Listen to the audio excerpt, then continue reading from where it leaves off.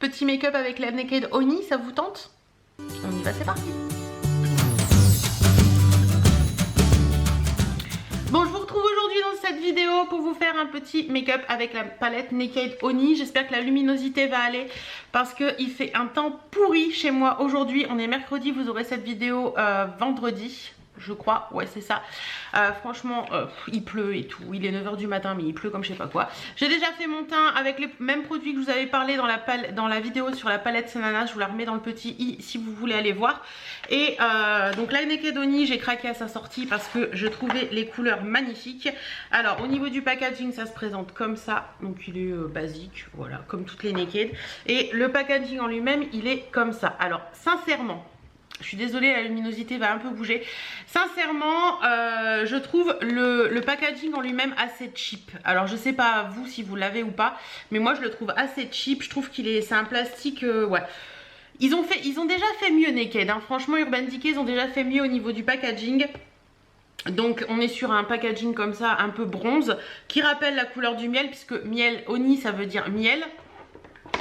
J'ai la luminosité qui me... Oni ça veut dire miel pour celles qui ne sauraient pas. Ouais, on est sur la couleur du miel, un miel assez foncé, mais voilà, au niveau de la couleur ça va. C'est au niveau du plastique que je trouve ça un peu... voilà. Ça fait un petit peu effet années 70 je trouve, avec les petites vagues et tout. L'inscription Oni qui est écrit comme ça. Donc voilà un petit peu pour ça. Et en intérieur on a toujours le grand miroir. Et au niveau des couleurs c'est comme ça.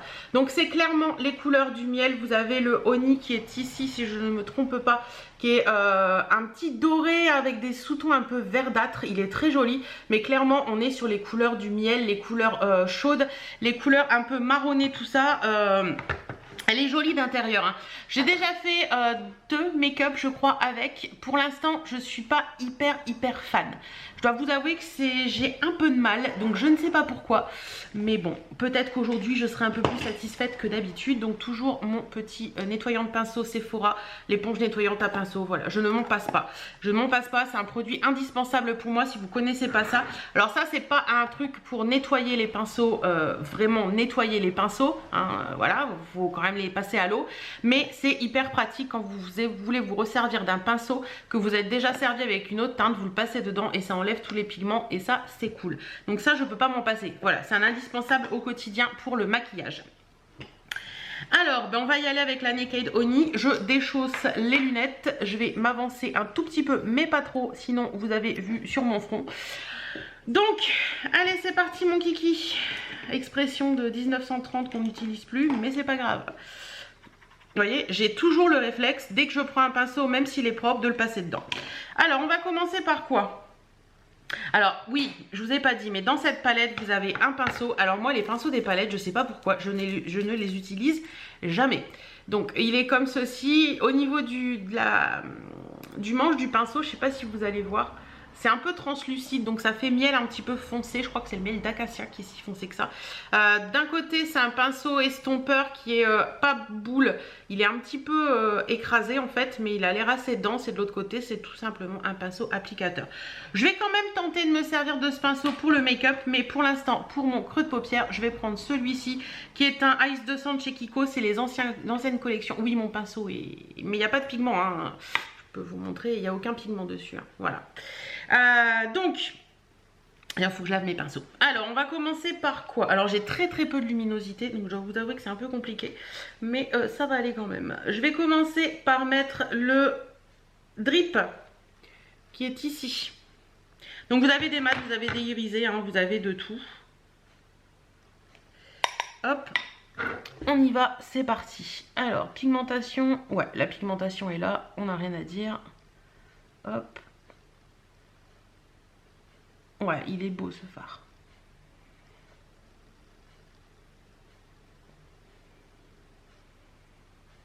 Donc hop. Au niveau de la pigmentation, franchement, j'ai rien à lui reprocher. Elle est bien pigmentée et tout. C'est un peu poudreux, mais comme tous les fards Urban Decay en fait. Et vous voyez le petit truc là, je m'en sers aussi, vous avez dû l'entendre, clic clic clic clic. En fait je m'en sers aussi pour tapoter mes pinceaux avant de les mettre sur ma paupière, pour éviter toute chute. C'est-à-dire que je mets mon pinceau dans le fard et je fais, voilà, pour enlever les petits trucs qui pourraient chuter sur mon dessous de paupière en fait. C'est très joli. Ce fard est magnifique. Cette couleur de fard est juste magnifique. J'aime beaucoup. Voilà. Ensuite, je vais venir prendre... On va se lancer dans quoi?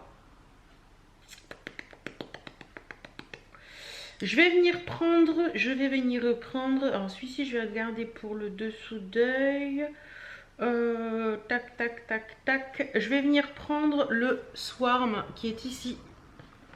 Avec le pinceau de la palette. Donc on va tester ça. Je vais le mettre en aplat. Hop, je tapote. Et je viens le mettre en aplat. Oh, il est joli. Il est très joli. En aplat sur ma paupière mobile. Il est magnifique ce fard. Je le pensais plus foncé, mais non. Et il est très joli.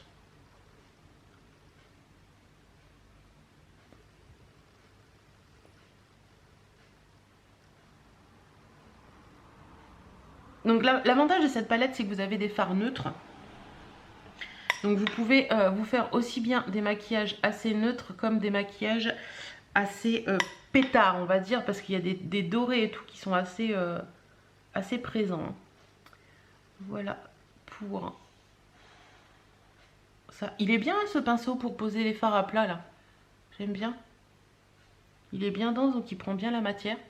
Donc voilà un petit peu ce que ça donne pour l'instant. Ensuite, je vais venir prendre un pinceau pour mon ras de cils inférieur. Donc je prends un pinceau plat tout basique qui vient de chez Elsa Makeup. C'est les pinceaux, on peut faire les sourcils avec. Je vais venir prendre celui-ci qui est le Queen, qui est un kaki doré. Et je viens en mettre en ras de cils inférieur. Voilà. Je fais pareil de l'autre côté.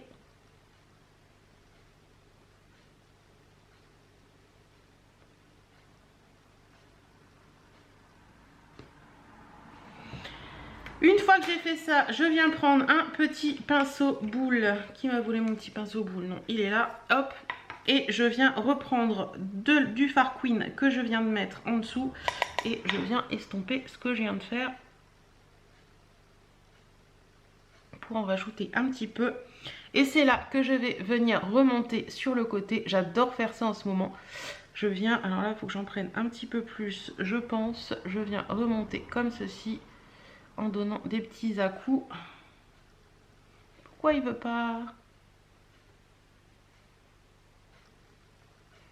Il veut pas marquer. Je vais essayer avec l'autre embout du pinceau là.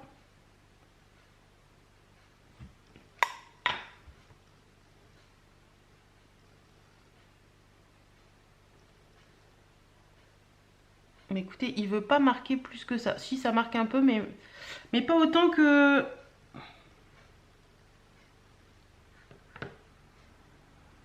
Ouais, il est... Je pensais qu'il était plus foncé que ça en fait, mais c'est pas grave. On va y arriver quand même. Donc je viens en déposer, voilà. Si, ça marque quand même, c'est moi qui suis méchante là dans l'histoire. Et je vais faire pareil donc de l'autre côté. Donc je reprends mon petit pinceau boule.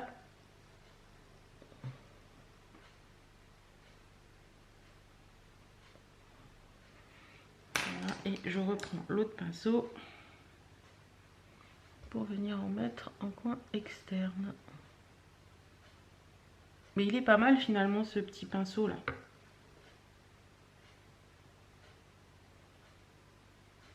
Bon, ce Queen là, si vous voulez qu'il marque, il faut quand même en mettre pas mal, je trouve. Il est très joli, hein, comme vous pouvez le voir, il est très joli. Mais il faut y aller quand même assez fort.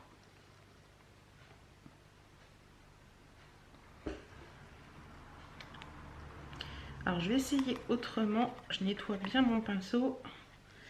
Et je vais le prendre avec le pinceau un peu plus fluffy. Peut-être que c'est... Ah oui, tout de suite, c'est... Tout de suite... On voit une différence.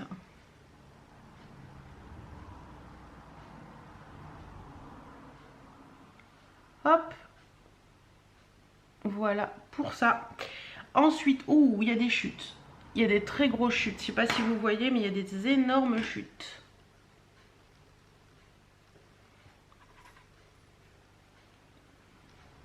Voilà, ça va aller.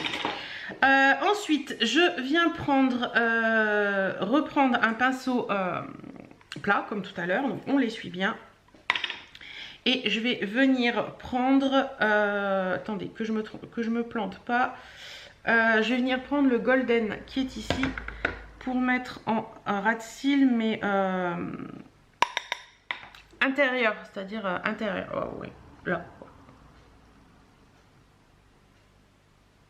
Il est magnifique ce fard.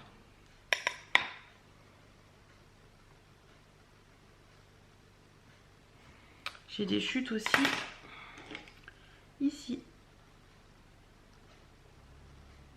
Donc on les enlève hein, avant que ça marque. Voilà.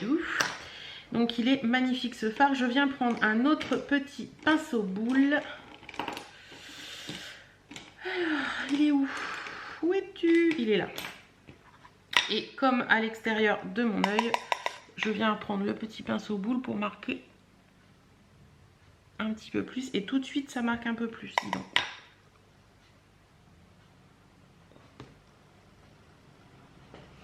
Et je viens également en mettre là. Ça va peut-être faire un peu de bruit. Il y a le camion poubelle qui vient prendre la poubelle du tri.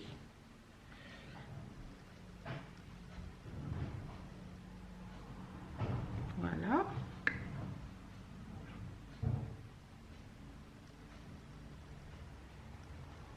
Voilà, voilà. Ensuite, je viens prendre un petit pinceau plat. Il est ici. Hop. Et je veux venir forcément mettre mon pinceau dans le fard Oni qui est ici, qui est le fard de la palette, hein, puisque la palette c'est la palette Oni. Voilà, et je vais venir en mettre en coin, en creux, entre les deux fards en fait que j'ai posés.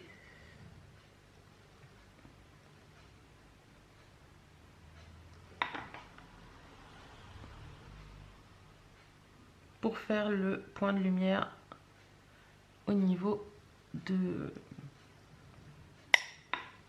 du milieu de ma paupière, tout simplement. Il est très joli, il est magnifique.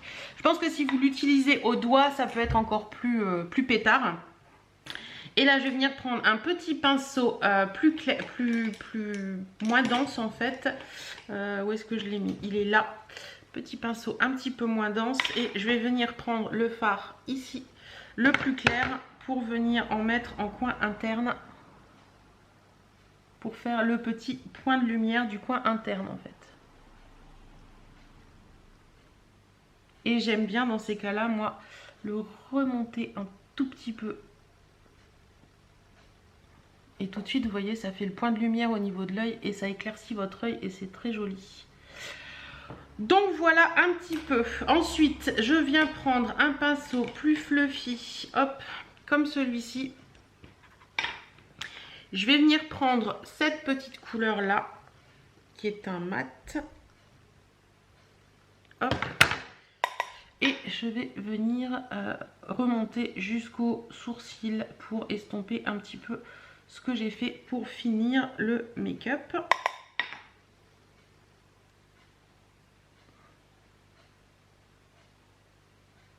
On estompe, on estompe, on estompe. Voilà. Voilà un petit peu ce que ça donne. Écoutez, c'est plutôt pas mal.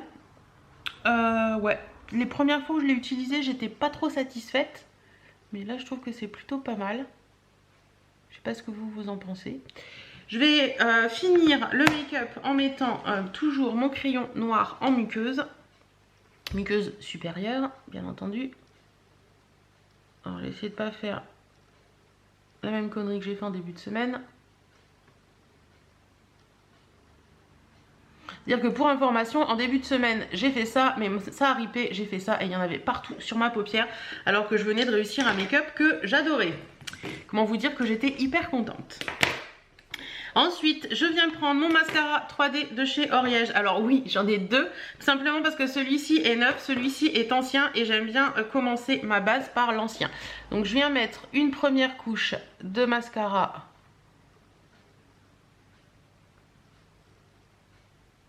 Hop.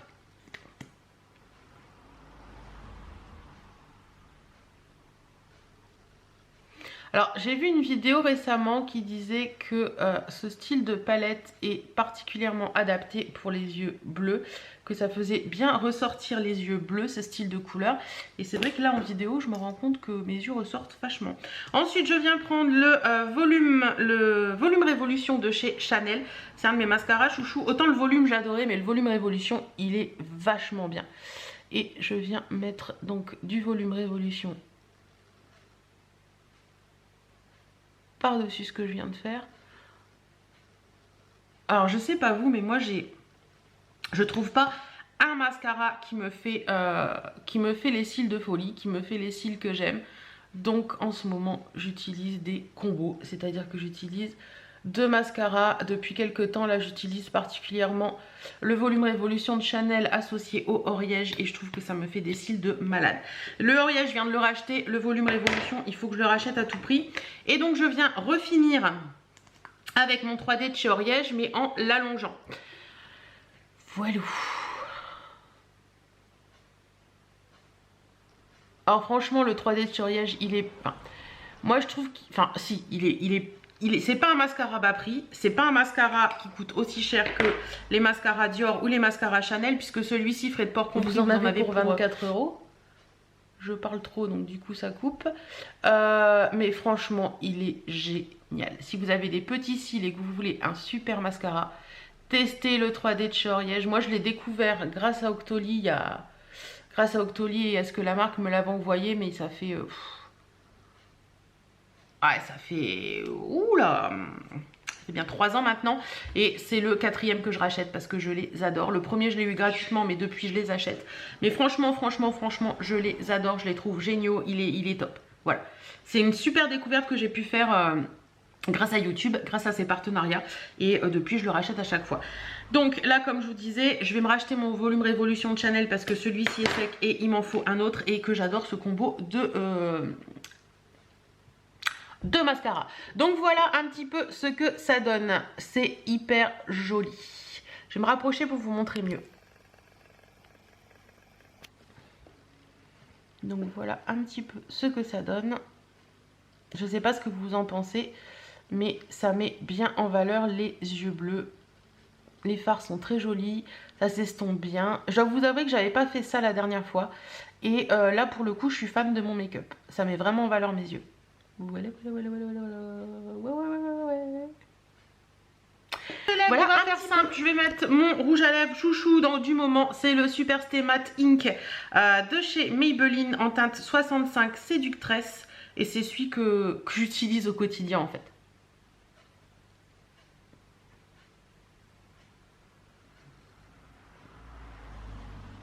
Vous savez que je voue un amour pour les Super Stay Matte Ink.